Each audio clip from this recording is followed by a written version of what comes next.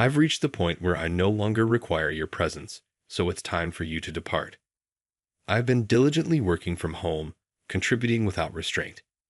However, the dynamics shifted when my parents, following my sister's lead, insisted that I vacate. The familial treatment of both myself and my dog as mere inconveniences became unbearable. Faced with such circumstances, I decided to assert my independence and do as I please. And so, my journey of retribution unfolded. Allow me to introduce myself.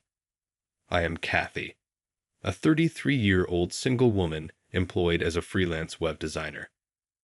My work primarily involves using a laptop, providing me the flexibility to operate from the comfort of my home. I've established my own workspace and dictate my work pace accordingly. However, the tranquility was disrupted 2 years ago when my parents paid a visit. Upon entering, they surveyed the space and initiated a conversation. "Mom, this house is quite spacious. We could live here too." "Dad, there's even a spare room. It's a waste for Kathy to live here alone. Let's move in this weekend." Their decisions were made without regard for my perspective. I expressed my lack of intention to live with them, only to be dismissed. "Wait a minute. I don't want to live with you guys," I asserted. Dad, growing agitated, responded, "You took over this house from your uncle. It's a low move to make it yours." I countered. "I talked to Uncle, and he gave it to me." His anger flared as he retorted, "Stop making excuses. We're moving in this weekend. Our old house is falling apart." In reality, my uncle, my father's brother, had bestowed upon me this house out of genuine concern. Although the title remained in my uncle's name, he granted me the freedom to use it as I saw fit. Disregarding this, my parents deemed their current residence too dilapidated, prompting them to impose their decision to move into the house I inherited. Despite my reluctance, my parents were resolute, having already decided to sell their home and relocate under my roof. Despite feeling obligated, I reluctantly acquiesced to my parents' request. However, the moment they settled in, sarcastic remarks began to flow. My dad took the lead, commenting, "Kathy, you're over 30. Aren't you planning to get married?" I calmly responded, "I'm enjoying my work right now." Undeterred, Dad warned, "If you keep talking like that, you'll never get married. Learn something from your sister." Despite the evident struggles in my sister's married life, I had no desire to rush into matrimony. I stood my ground, highlighting my decent job. "You're always just messing around on your computer. You're probably making money through some shady means, aren't you?" Dad added, expressing doubts about my work. In response, I had to clarify that I was making an honest living through legitimate means, assuring them there was no need for concern. However, my explanation seemed to irk my mother, who accused me of talking back. In their eyes, I became the polar opposite of my sister, and this comparison became a recurring theme in our family interactions. My sister held a temporary office job, a choice I respected but couldn't help but feel a sense of superiority over. My freelance career allowed me to earn more, a fact that fueled the undercurrent of tension between us. While I understood that our parents' generation might struggle to grasp the concept of working from home, it remained hurtful to endure constant belittlement. One evening, as I prepared dinner for my perpetually idle parents, the doorbell rang unexpectedly. To my astonishment, my sister Sandy stood there, burdened with a substantial amount of luggage. "Sandy, what's going on?" "It's been a long time," I greeted her, my confusion evident. "This is sudden, but I'll be living in this house from today," Sandy announced matter-of-factly. I couldn't quite grasp the situation and blurted out, "Living here from today? I didn't hear anything about this. Didn't Mom and Dad tell you?" "I got divorced," Sandy explained with a sigh. "So, I'll be counting on you from today." Ignoring my shock, Sandy trudged upstairs and likely took over an empty room. Despite my best efforts to resist, my parents sided with Sandy, leaving me powerless to oppose the decision. From that moment on, my stress began to pile up, and the dynamics in our household shifted significantly. Sandy had quit her job following her divorce, spending her days at home. Unfortunately for me, she used that time to engage in conversations with our mother, often revolving around her critiques of me. "Hey, Mom, isn't this dress cute?" Sandy would ask. "Oh, yes, Sandy, you're so pretty. It will definitely suit you," my mother would respond. "Do you think so too? It's totally not something Kathy would wear, right?" Sandy would press. My mother, eager to support Sandy, would chime in, "Well, Kathy is a bit plain, you see. That's why she can't get hired anywhere. All she can do is play online at home." "Mom, you can't just say the truth like that," Sandy would laugh, creating an atmosphere of constant comparison between us. As I continued preparing dinner in the kitchen, they made sure I could hear every word of their conversation. Every word stung, and I was dying to retaliate. However, I knew that reacting would only give them what they wanted. Regardless of their provocations, I maintained my silence and continued living my life without responding to their jabs. Then, one day, a close friend of mine had a litter of 4 adorable puppies, and I couldn't resist adopting one. I named him Muffin, a little black chihuahua with the most endearing round eyes. Whenever he looked at me, he'd wag his tail so vigorously that it seemed like it might break off. Owning a chihuahua had been a childhood dream of mine. Working from home could be isolating, and I believed that Muffin could provide some much-needed companionship and comfort. "From today onwards, you're Muffin, okay?" I said to him with a smile. In response, Muffin joyfully barked, "Woof." I hadn't really consulted my family before deciding to get Muffin, but this was my house, and I was the one who would pay for everything Muffin needed. I didn't see why they should be upset about it. When I brought Muffin home, just as expected, my parents and Sandy started complaining. "We didn't know you were getting a dog." "Yeah, dog smell, and I don't like odors." "How could you bring a dog home without asking us?" We didn't agree to this. As they complained loudly, I calmly explained, "Firstly, I didn't pick him up from the street. A friend gave him to me, and I'm the one who's going to pay for everything Muffin needs. So there shouldn't be a problem. What I choose to keep in my house is my business. If you have any complaints, you're free to leave." Initially, they complained a lot, and they were really angry. But within a few hours, they were completely charmed by Muffin's cuteness. They started gushing over him, saying things like, "Aren't you cute? Are you mommy, daddy, or sis? Look over here, sweetheart." I was a bit puzzled. What happened to their anger just a little while ago? It seemed like it was all a dream. My whole family was completely taken by Muffin's adorableness. Since then, they were always fussing over Muffin. Thanks to this, their hostility towards me lessened, and I could have relatively peaceful days. But one day, something happened that disrupted this calmness. While I was out running an errand, I received a call from my sister Sandy. She sounded really upset, yelling, "Come back home now." Surprised by her sudden outburst, I asked, "What happened?" She vented her anger at me, shouting, "It's not what happened, it's who happened." Muffin did his business on my clothes. What if they smell?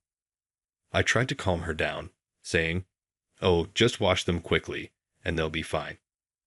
Besides, isn't it your fault for leaving your clothes all over the floor?" Sandy didn't back down, insisting, "What?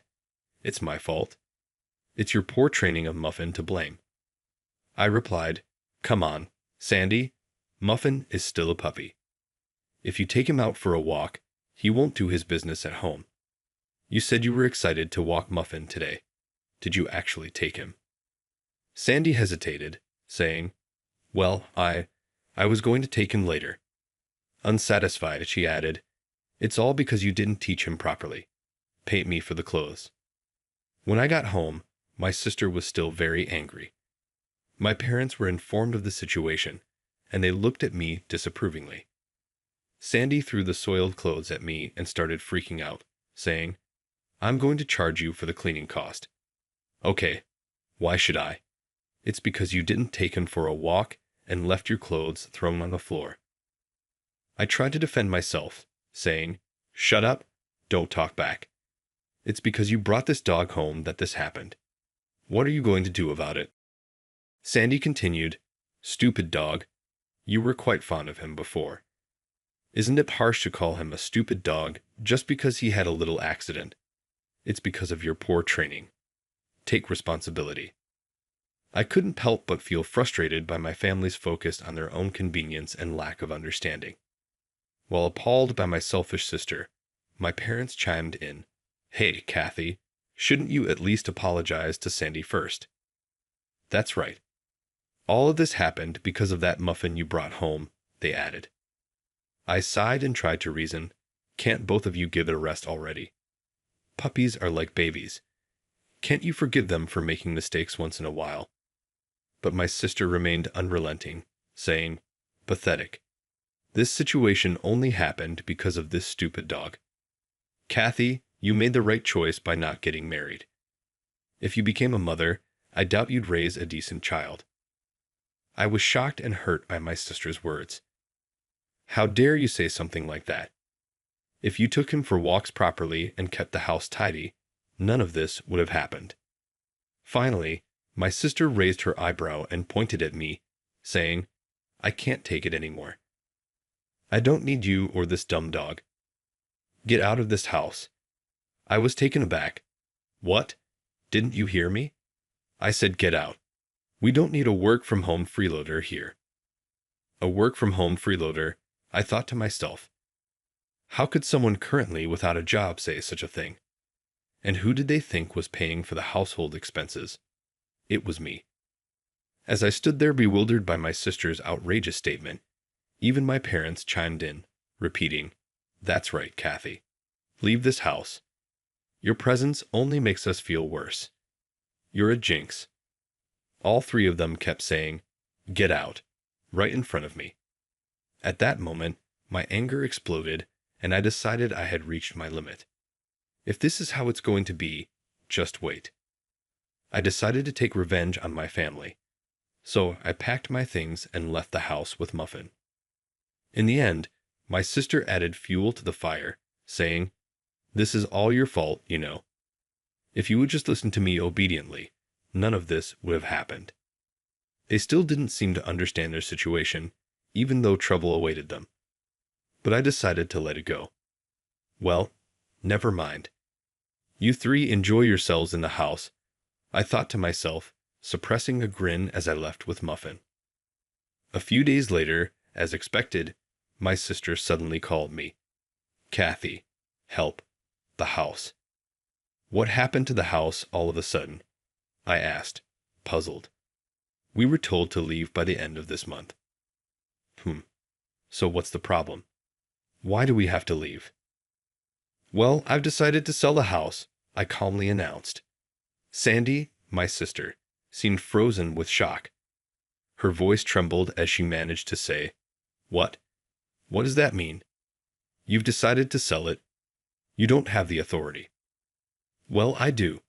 You see, that house has officially been mine for a month now." "What?" Sandy exclaimed in disbelief. "Yes, I had officially received the house from my uncle. Of course, the title is in my name." It's no surprise that Sandy was shocked. "You're kidding, right? Even if the title was transferred to you by uncle, you can't just sell it so easily," Sandy protested. I shared her concern, but I continued. "I was worried too, but right after you told me to leave, I consulted with uncle. He said, 'The house is yours now, Kathy. Do what you want. You should get away from that stupid family as soon as possible.'" Sandy couldn't believe it. No way. Whether they were listening to my conversation with Sandy on the phone speaker or not, my parents started making a fuss. "Hey, Kathy, cut it out. We have no other place to live if we leave the house."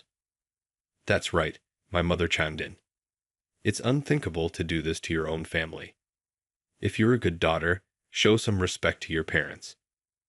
I asked them with a quiet voice, respect. What are you talking about?